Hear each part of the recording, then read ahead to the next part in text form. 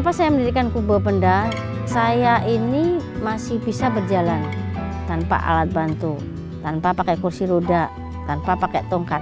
Ini saja masih tidak dipercaya.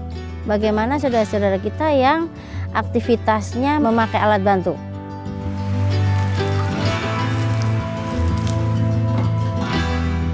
Jangan mudah menyerah dan berjuanglah semaksimal mungkin. Lakukan sesuatu dengan cara yang halal. Karena apabila meminta-minta itu selain hina di mata manusia, maka itu juga hina di mata Allah.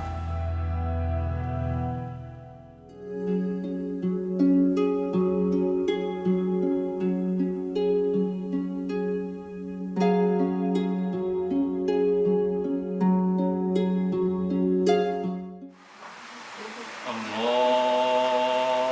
Akbar.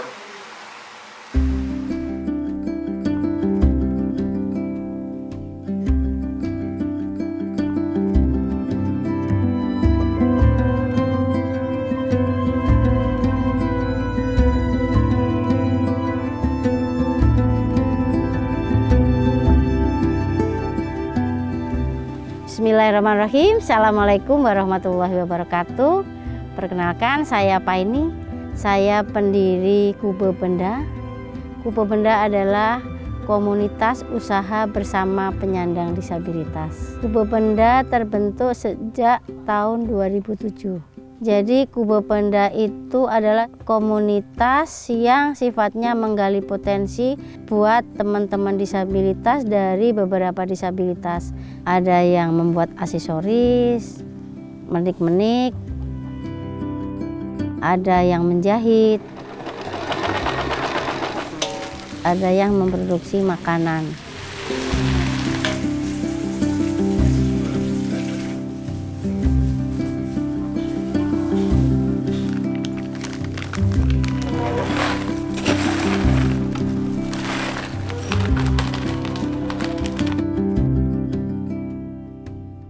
Alasannya saya mendirikan Kubo Penda adalah satu, karena saya sendiri seorang disabilitas dan saya ini awalnya punya pengalaman pribadi yang sangat pahit.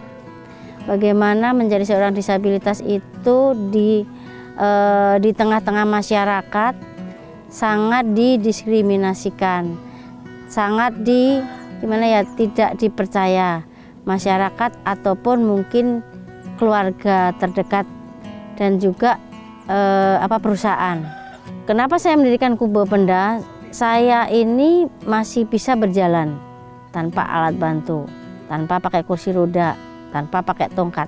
Ini saja masih tidak dipercaya.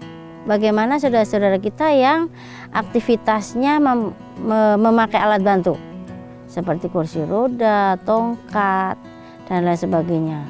Timbul pikiran saya harus melakukan sesuatu. Bagaimana supaya teman-teman kita ini bisa membuktikan kepada masyarakat bahwa disabilitas bukan berarti tidak mampu apa-apa.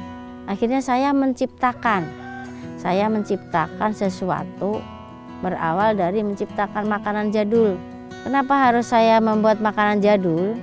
Jadi satu misi saya ingin membuingkan kembali makanan yang sudah hampir punah itu berkembang kembali. Karena saya orang jadul, karena saya juga orang unik, makanya saya ingin menciptakan hal-hal yang unik. Salah satu pertama yang kami buat adalah makanan undi-undi ketawa. Sepintas kilas orang bertanya, apa sih undi-undi ketawa?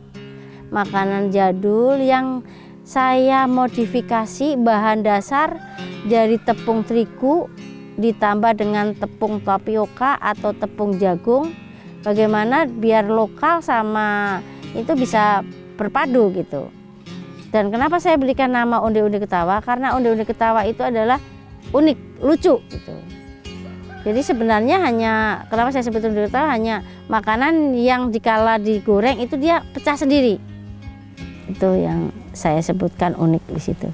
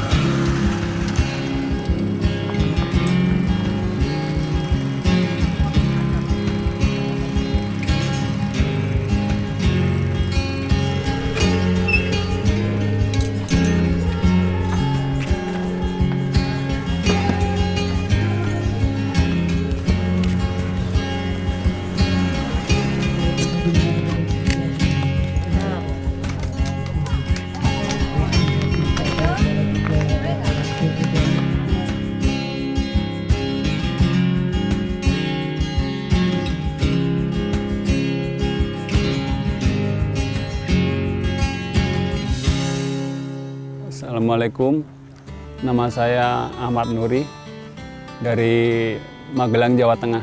Saya bergabung di Kube Penda mulai tahun 2013. Saya kebetulan kalau hari-hari biasa itu cuma membantu kegiatan di rumah aja, kan biasa bikin kue-kue gitu. Jadi saya ikut bantu-bantu, terus akhir-akhir ini saya ikut jaga warung di Saung Rawa Gede. Saya menjadi orang disabilitas tahun 2009. Saat itu saya sedang memperbaiki atap genteng yang kebetulan dari atap seng. Dan atasnya ada lintasan kawat listrik yang tidak terbungkus. Saat itu saya sedang mencari di mana titik tadi yang bocor, tapi tidak disangka kalau kepala saya ternyata sudah dekat dengan kawat listrik tersebut. Dan tidak mengetahui sebab-sebabnya, tiba-tiba saya juga sudah tidak sadar waktu itu. Kata orang-orang yang beliau melihatnya, tubuh saya terbakar dari kaki hingga ke kepala. Dan kemungkinan saya jatuh di atas kawat berduri. Kalau Ibu Paini menurut saya orangnya terlalu baik, terlalu sabar. Beliau merangkul teman-teman, tidak memandang dari mana, tidak harus dari orang-orang sedaerah, tapi dari manapun dia terima dengan baik, dengan tangan terbuka. Dan saya memang merasa tertolong sama Ibu Paini di Bekasi ini. Tanpa Ibu Paini di Bekasi, mungkin saya belum tentu bisa nyampe ke sini juga.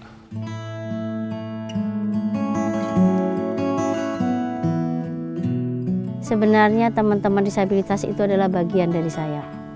Bahkan disabilitas yang ada di tempat saya itu adalah guru.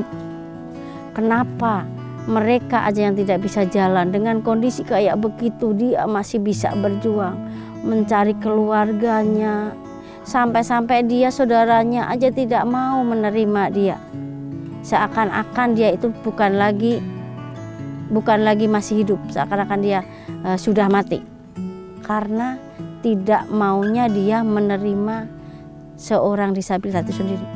Seperti halnya Mbak Neneng yang kedua kakinya tidak ada, dia bisa menjahit pakai siku, bisa bawa motor, sedangkan saya tidak bisa.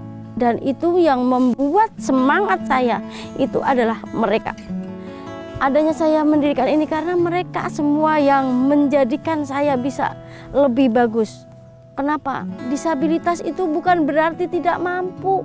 Disabilitas itu mampu dan punya skill yang berbeda-beda. Hanya masyarakat yang belum mempercayai. Kalau mereka membutuhkan sementara saya diem, hati saya tidak sempurna, hati saya merasa resah. Berarti saya tidak ada artinya apa-apa hidup. Melihat di depan mata mereka butuh pertolongan tapi saya diem.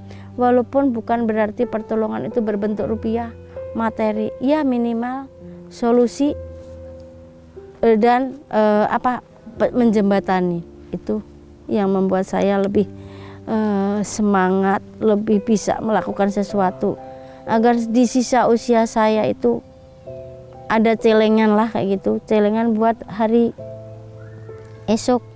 Karena sesungguhnya hidup ini kan hanya sementara. Yang sesungguhnya pertanggungjawaban adalah di hari akhir gitu. Jadi harapan kami jangan mudah menyerah dan berjuanglah semaksimal mungkin. Dan mencarilah rezeki jangan dengan cara instan. Meminta-minta di pinggir jalan dengan mudah mendapatkan rupiah dengan cara meminta-minta. Lakukan sesuatu dengan cara yang halal. Karena apabila meminta-minta itu selain hina di mata manusia, maka itu juga hina di mata Allah.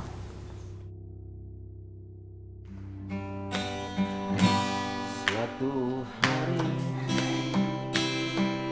jika kita duduk di tepi pantai, memandang ombak di lautan yang biar menepi. Kita sama, walaupun kami tak sempurna. Ini bukan sebuah keterbatasan, ini merupakan anugerah dari Tuhan untuk orang-orang terkasih. Tak ada kata untuk menyerah, tak ada langkah untuk mundur, dan tak ada rasa untuk malu. Hadapi segala rintangan dan jangan pernah hilang harapan. Bersyukur akan senantiasa membawa kita pada jalan kemudahan.